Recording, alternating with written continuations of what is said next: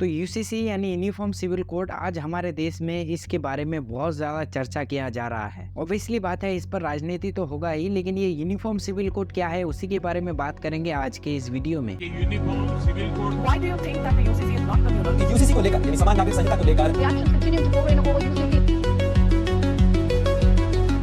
Uniform civil code, जिसे हिंदी में समान नागरिक संहिता कहा जाता है, यानी हर व्यक्ति के लिए एक ही कानून, चाहे वो किसी भी रिलीजन का हो। अब देखो, हमारे देश में अगर कोई व्यक्ति क्राइम करता है, चाहे वो किसी भी रिलीजन का हो, उसके लिए एक ही कानून है। लेकिन जब बात आ जाता है पर्सनल लॉ, जैसे कि विवाह, तलाक, विरासत और गोद लेना, इन जैसे व्यक्तिगत मामले के लिए हर धर्म का खुद का पर्सनल लॉ है। लेकिन यूसीसी आने के बाद सभी के लिए एक ही कानून हो जाएगा, चाहे वो हिंदू हो, मुसलमान, सिख, ईसाई, बौद्ध, जैन, सबके लिए एक कानून बनाया जाएगा। इसीलिए बीजेपी सरकार ने इस बिल को पूरे देश में लागू करने का फैसला किया है। और इस यूनिफॉर्म सिविल कोड के बिल के ऊपर भी दो हिस्सों में लोग बटे हुए हैं। एक हिस्सा जो इस बिल को सपोर्ट कर रहा है और एक हिस्सा जो इस बिल के खिलाफ है। जो लोग इस बिल को सपोर्ट कर रहे हैं, उनका कहना है कि इस बिल के आने के बाद हमारे देश में कोई भी भेदभाव नहीं होगा, सबको उसका हक मिलेगा। और क्या ये एक देश हो सकता है, तो क्या इस देश में एक कानून नहीं हो सकता है? इससे हमारा देश आगे बढ़ेगा। जो लोग इस बिल के खिलाफ है, उनका कहना है कि अगर आप यूसीसी लेकर आएंगे तो आप कौन सा कानून बनाएंगे, क्योंकि भारत देश में हिंदू, मुसलमान, सिख, ईसाई, बौद्ध, जैन सबके अलग अलग पर्सनल लॉ हैं। यही इस यूनिफॉर्म सिविल कोड का सबसे बड़ा प्रॉब्लम है। अब इंडिया में इतने सारे रिलीजन के लोग रहते हैं, उन सब के लिए एक कानून बनाना ये बहुत ज्यादा चैलेंजिंग काम है। कई लीडरों ने कहा है कि सभी धर्मों के लोगों से बातचीत करने के बाद, सबके सहमत के बाद इस बिल को लेकर आना चाहिए। फिलहाल लॉ कमीशन की तरफ से लोगों से सुझाव मांगे गए थे, जिसके बाद लाखों लोगों ने अपना सुझाव दिया था। तो इस पर आपका क्या राय है? आप भी अपना राय दे सकते हैं department of legal affair website में जाकर। इसके अलावा कई हिंदू संगठनों ने भी यूसीसी का समर्थन करते हुए अपना सुझाव लॉ कमीशन को सौंपा है। तमाम सुझाव मिलने के बाद लॉ कमीशन इसे लेकर एक रिपोर्ट तैयार करेगा और उस रिपोर्ट को सरकार को सौंप दिया जाएगा। फिर सरकार इस बिल को लोकसभा में पास कराएगा, यानी एक पूरा प्रोसेस होता है, जिसके बाद ही ये पूरे देश में कानून लागू होगा। अब देखो, यूनिफॉर्म सिविल कोड कोई नया कानून नहीं है, बल्कि यूनिफॉर्म सिविल कोड का बिल का जिक्र ब्रिटिश सरकार ने किया था। उस समय ईस्ट इंडिया कंपनी की तरफ से एक रिपोर्ट जारी किया गया था और इस रिपोर्ट में कहा गया था कि अपराधों और सबूतों, ठेके जैसे मामले पर एक ही कानून होना चाहिए। हालांकि इस रिपोर्ट में ये नहीं मेंशन था कि इस कानून के आने के बाद जो हिंदू मुसलमान के जो धार्मिक कानून है, उस पर कोई फेरबदल होगा कि नहीं। लेकिन 1947 में जब हमारा देश आजाद हुआ, तब आपको क्या लगता है, इस बिल के ऊपर बात नहीं किया गया था? तभी ये एक बहुत बड़ा कंट्रोवर्सी मुद्दा था। इसीलिए इसे आर्टिकल 25 और 26 में सभी को धार्मिक आजादी दे दिया जाता है। लेकिन उस यूनिफॉर्म सिविल कोड बिल को आर्टिकल 44 में मेंशन किया जाता है और वो आने वाले सरकारों के ऊपर छोड़ दिया जाता है। लेकिन आजादी के 3 साल बाद यानी 1950 में हिंदू कोड बिल को पेश किया जाता है और उस समय देश के प्रधानमंत्री थे पंडित जवाहरलाल नेहरू और उस समय लॉ कमीशन के मिनिस्टर थे भीमराव अंबेडकर जी, और उन्होंने ही ये बिल पेश किया था। लेकिन इस बिल में हिंदू, जैन, बौद्ध और सिख शामिल था, लेकिन इसमें मुसलमान, पारसी और ईसाई शामिल नहीं था, जिसकी वजह से इस बिल का बहुत ज्यादा विरोध होता है। लेकिन बाद में इस बिल को कई टुकड़ों में बांट दिया जाता है और 1958 में इसे पूरे देश में लागू कर दिया जाता है। लेकिन 1985 में शाहबानू का केस सामने आता है, जो कि 73 वर्षीय एक बुजुर्ग महिला थी। शाहबानू को उसके पति अहमद खान ने तलाक दे दिया था और शाहबानू गुजारा भत्ता मांग रहा था अहमद खान से। लेकिन अहमद खान शाहबानू को गुजारा भत्ता कम दे रहा था और शाहबानू इस रकम को बढ़ाना चाहता था। और ये बात जब कोर्ट में चला गया तो कोर्ट ने शाहबानू के पक्ष में फैसला सुनाया और कोर्ट ने यूनिफॉर्म सिविल कोड को तैयार करने का भी सुझाव दिया और यही से फिर से एक बार यूनिफॉर्म सिविल कोड लागू करने का मुद्दा उठने लगता है। फिर 2014 और 2019 में बीजेपी अपने मैनिफेस्टो में मेंशन करता है कि अगर वो पावर में आया तो पूरे देश में यूसीसी को लागू करेगा। लेकिन गोवा एक लौता ऐसा स्टेट है जहां पर 1869 में ही यूसीसी को लागू कर दिया गया था और तब गोवा पर पोर्चुगीज का राज था। ऑलरेडी यूसीसी कई सारे देशों में लागू किया जा चुका है, इंडिया कोई ऐसा पहला कंट्री नहीं है। अब इस बिल का कई सारे लोगों ने विरोध किया है, जैसे कि मेघालय का सीएम। आदिवासी लोग भी इस बिल के खिलाफ हैं। उनका मानना है कि इस बिल के आने के बाद उनके जो रीति रिवाज है वो खत्म हो जाएंगे। अब देखना यह है कि सरकार का क्या रिएक्शन रहता है इसके ऊपर। तो इस वीडियो में इतना ही, मैं मिलता हूँ किसी अगले वीडियो पर।